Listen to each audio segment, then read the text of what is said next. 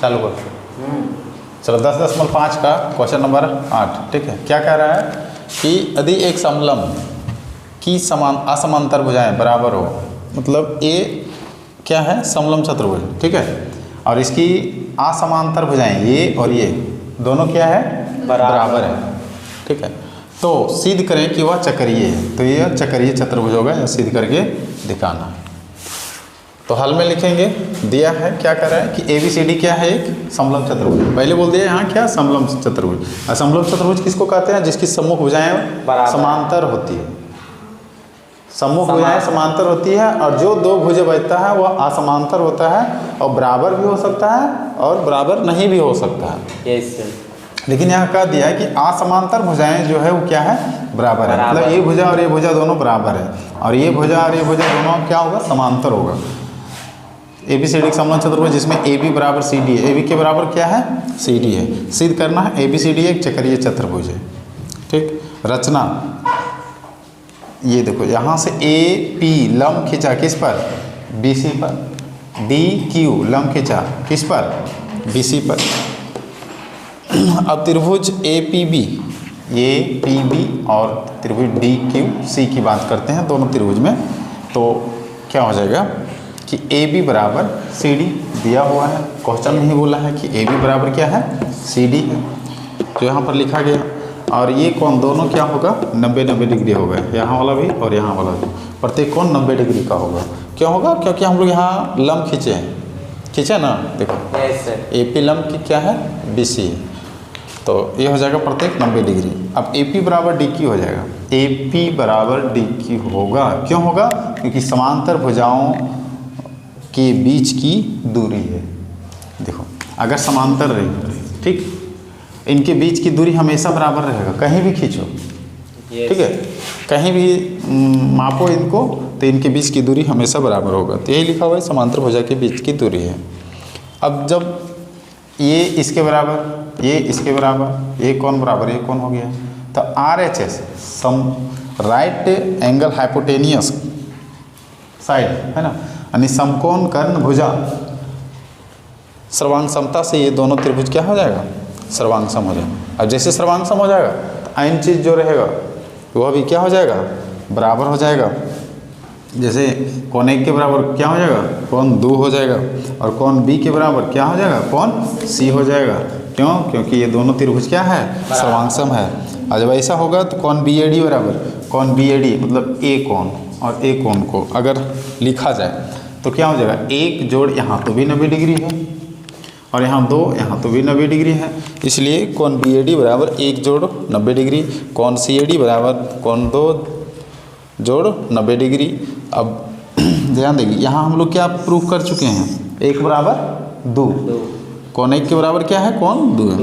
तो यहाँ पर 1 को लिखो चाहे 2 को लिखो, यहाँ 2 लिख सकते हो, यहाँ भी 1 लिख सकते हो, यहाँ 1 है, यहाँ 2 भी लिख सकते हो, यहाँ 1 भी लिख सकते हो।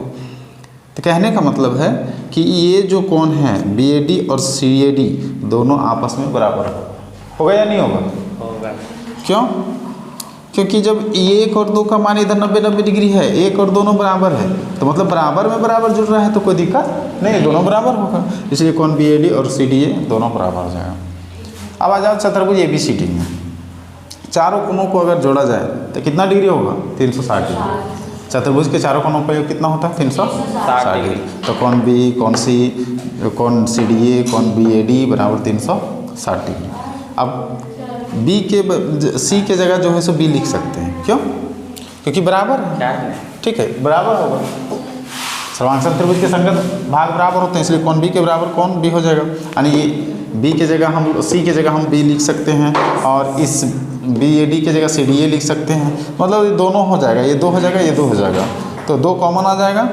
और ये कोण B बराबर कोण CDA बराबर 360 डिग्री, और ये 2 जो है सो इधर जाएगा कटेगा, यानी कि कोण B बराबर कोण B जोड़ कोण CDA बराबर हो जाएगा कितना, 180 डिग्री। अब देखो A कोण और A कोण को जोड़ेंगे तो कितना हो जाएगा, 1 डालेंगे। चलो करो, ऑन करो, हाँ ऑन हो गया। एक्सरसाइज 10.5 क्वेश्चन नंबर 9 दिया है, दो बिंदुओं B और C पर प्रतिच्छेद करता है, दो बिंदु B और C पर प्रतिच्छेद करता है, दोनों बिंदु, ठीक है। सिद्ध करना है कोण ACP कोण Q C D, Q C D D मतलब ए कौन, ठीक है, ये दोनों बराबर होगा, इसी करके दिखाना है। तो हम लोग को रचना करना पड़ेगा, बी सी इसको मिला लिए, इसको मिला लिए, ए पी को मिला लिए, सी क्यू को मिला लिए, क्यू डी को मिला लिए, इसको मिला दिए, ठीक है। अब प्रमाण में लिखेंगे, चूंकि एक ही वृत्तखंड के कोण क्या होता है, बराबर होता है, हम लोग जानते हैं और पढ़े भी हैं। तो इसलिए कोण ए सी पी यानी कि ए कोण, ठीक, और कोण ए बी पी, ये बी पी बराबर होगा। क्यों होगा बराबर, देखो अगर इसको देखा जाए इधर से तो एक ही वृत्तखंड के कोण बन रहे हैं, ठीक है, तो इसलिए बराबर। अब कोण Q C D, Q C D यानी ए कोण, और कोण Q B D, Q B D, A कोण, दोनों क्या होगा, बराबर होगा। क्यों होगा, क्योंकि एक ही वृत्तखंड के कोण, देखो इधर से अगर देखा जाए तो एक ही वृत्तखंड के कोण, तो ये दोनों बराबर होगा, समीकरण नंबर 2। और कोण A B P, A B D मतलब ए कोण, और कोण क्यू बी डी, ये दोनों कोण बराबर होगा। कौन सा कोण, शीर्षाभिमुख कोण से, शीर्षबिंदु कोण। अब तीनों कोण, ये 3 समीकरण हो गया, तीनों समीकरण को अगर तुलना किया जाए तो ध्यान देंगे, इसके बराबर ए सी पी के बराबर क्या है, ए बी पी। अब ए बी बी पी के बराबर, ए बी पी के बराबर क्या है, क्यू बी डी, और क्यू बी डी के बराबर क्या है, क्यू सी डी। तो अगर तीनों समीकरण को मिलाया जाए तो ए सी पी के बराबर क्यू सी डी होगा या नहीं होगा, देखो इसके बराबर है ये, और इसके ये दोनों, देखो ये दोनों के बराबर क्या है, किसी, तो इसलिए ए सी पी के बराबर क्या हो जाएगा, क्यू सी डी। जो प्रूफ हो गया, यही हम लोग को सिद्ध करना था, ठीक है।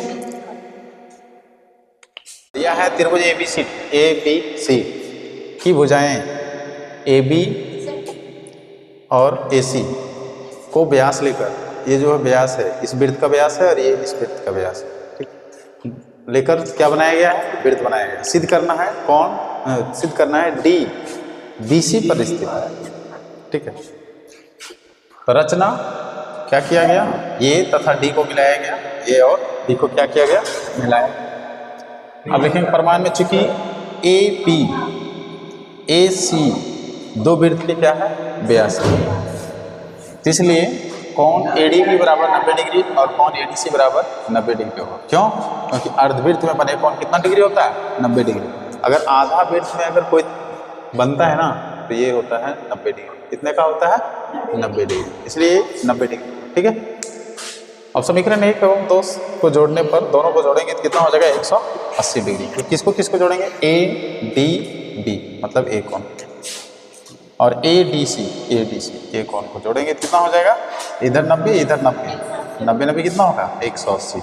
और जब जैसे ही 180 डिग्री होगा तो हम लोग जानते हैं कि एक रेखा पर कितने डिग्री का कोण बनता है, 180 डिग्री। और जब 180 डिग्री यहाँ के बीच 180 डिग्री हो तो ये मतलब एक सीधी रेखा, या तो फिर एक सीधी रेखा रहेगा, तो यहाँ और यहाँ से यहाँ तक की जो कोण रहेगा वो कितने का रहेगा, 180 का। तो यहाँ पर कितने का बन रहा है, 180, इसलिए जो है क्या बन जाएगा, ये रेखा बन जाएगा, सीधी रेखा। और जैसे सीधी रेखा रहेगा, अतः डी जो है सो डी किस पर रहेगा, बीसी पर स्थित है, ठीक है।